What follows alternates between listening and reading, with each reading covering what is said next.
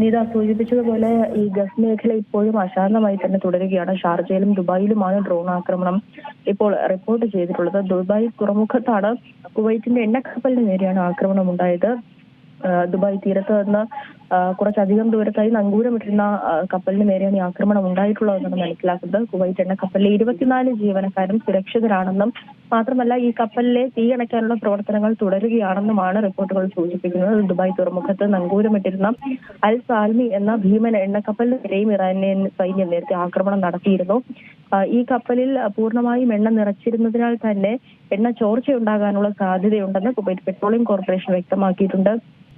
അതിനുവേണ്ട ബാക്കി മുൻകരുതൽ നടപടികളൊക്കെ തന്നെ സ്വീകരിച്ചു വരികയാണ്.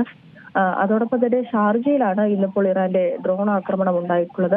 കഴിഞ്ഞ ദിവസം അർദ്ധരാത്രിയോടെ ഷാർജയിലെ തുറയ ടെലികമ്മ്യൂണിക്കേഷൻസ് കമ്പനിയുടെ അഡ്മിനിസ്ട്രേറ്റീവ് കെട്ടിടത്തിന് നേരെയാണ് ഈ ആക്രമണം നടന്നത്.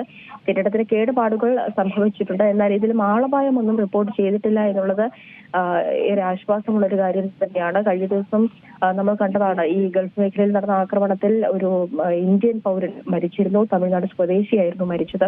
അതൊക്കെ വലിയ ആശങ്കയ്ക്ക് വഴിയൊരുക്കിയ കാര്യങ്ങളാണ്. ആ ഒരു ഘട്ടത്തിൽ നോക്കുമ്പോൾ നിലവിൽ ഷാർജയിലും കുവൈറ്റിലും നടന്നിട്ടുള്ള ആക്രമണത്തിൽ ആളപായമൊന്നും റിപ്പോർട്ട് ചെയ്തിട്ടില്ലാത്തത് ഏറെ ആശ്വാസമുള്ള ഒരു കാര്യം തന്നെയാണ്. ഇതേ സമയം തന്നെ ഹോർമുസ് കടലിടുക്ക് അടഞ്ഞുകിടക്കുകയാണെങ്കിൽ പോലും ഇറാനെതിരായി സൈനിക നീക്കം അവസാനിപ്പിക്കാൻ തയ്യാറാണെന്ന് ട്രംപ് പറഞ്ഞതായുള്ള റിപ്പോർട്ടുകൾ പുറത്തു വരുന്നുണ്ട്. പക്ഷെ ഇതിൽ എത്രത്തോളം ഈ ഒരു വാക്കുകൾ വിശ്വസിക്കാമെന്നോ അല്ലെങ്കിൽ ഇതിലൊരു ഔദ്യോഗിക സ്ഥിരീകരണം ഒന്നും തന്നെ വരാത്ത സാഹചര്യത്തിൽ ഇത് നമുക്ക് അധികമായി മുഖവിലക്കെടുക്കാൻ സാധിക്കില്ല.